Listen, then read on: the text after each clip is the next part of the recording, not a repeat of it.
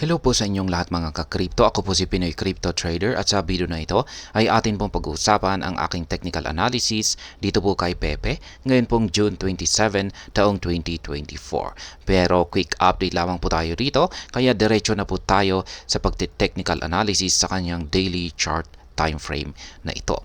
At ayan, mapapansin po natin na kahapon ay meron po siyang nabuo na isang bearish candlestick na nagpapakita po na may rejection dito sapagkat kung i-check po kasi talaga natin dito ay meron po talagang isang minor resistance line dito.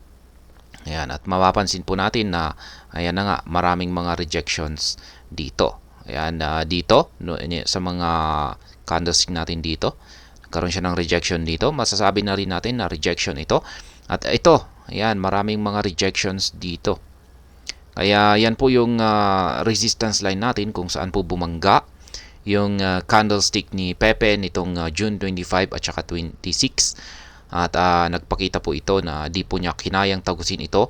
At ito ay nauntog. Kaya napaatras po siya.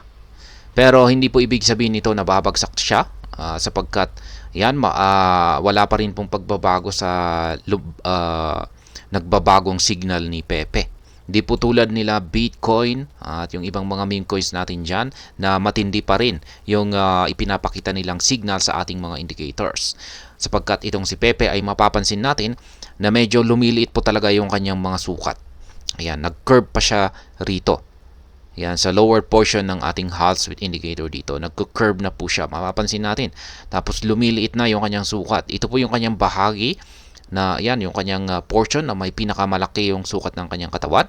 Pero pag mapapansin natin dito na parang unti-unting nababawasan yung sukat nito.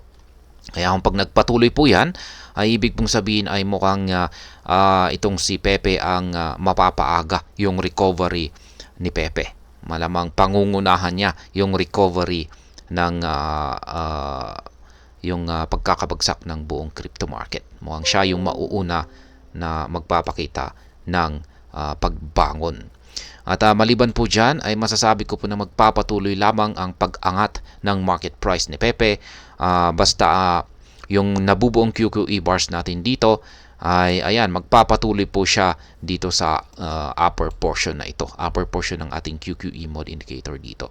Ayan, maski kulay gray yan ay ibig pong sabihin yan ay bullish pa rin, nakakalamang po ang bullish momentum natin pagdating dito sa ating QQE mode indicator.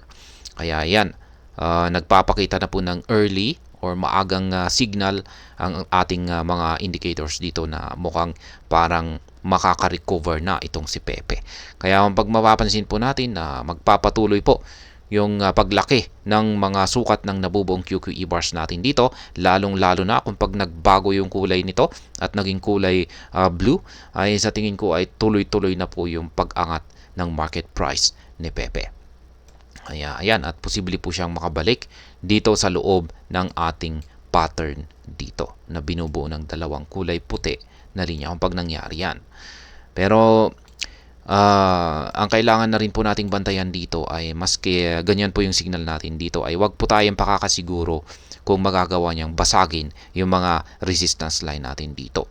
Kasi dapat po nating tandaan na itong si Bitcoin ay bearish na bearish pa rin po yung kanyang kalagayan at siya po yung talagang pinakadahilan na nanghahatak sa buong crypto market sa kanyang pagbagsak at syempre kabilang na rito itong si Pepe. Kaya wag po tayong pakakasiguro na magiging madali para kay Pepe na basagin yung mga nakaharang dito na mga resistance lines. Ayan. Yan pong muli sa kabuuan yung aking analysis po rito ay may chances po or may posibilidad po na magagawang magpatuloy sa pag-angat ang market price nitong si Pepe. Ayan. Zoom out po natin para pakita ko po ulit yung aking mga live spot trading positions dito po kay Pepe. Ayan, para po sa mga gustong gayahin or ginagaya or tinutularan yung aking simpleng paraan para sa pag-trade, pag-i-spot trading dito kay Pepe ay ayan po yung aking mga live spot trading positions. Meron po akong tatlo, dalawa po pala na mga sell pending orders or take profit. Yan po, nandito po sa mga presyo na ito kung saan nakaturo yung dalawang yellow arrow signs natin dito. Yung mga buy pending orders ko naman ay yan naman po yung mga kulay blue na mga arrow signs dito. Previous trades naman po natin kay Pepe ay ayan, dito nakabili po ako rito noong June 14. Yan, sa major support line na ito. Kaya, ayan, yung ginagamit ko pong platform dito ay ang TradingView. Yung dalawang indicators naman po natin dito ay ang Hall Street Indicator, ito po yan, at ang QQE Mod Indicator naman dito sa ibaba. Meron na po akong ginawang video na siyang nagpapaliwanag kung paano gamitin ang mga indicators na ito. Kaya check na lamang po ninyo ang link sa description ng video na ito. At hanggang dito na lamang po tayo sa video na ito. Sana po ay inyong nagustuhan ang aking paliwanag sa video na ito. Kung inyo po itong nagustuhan ay pakiclick lamang po ang like button nito. Para naman po sa mga bago lamang dito, kayo po ay aking inaanyayahan para mag-subscribe.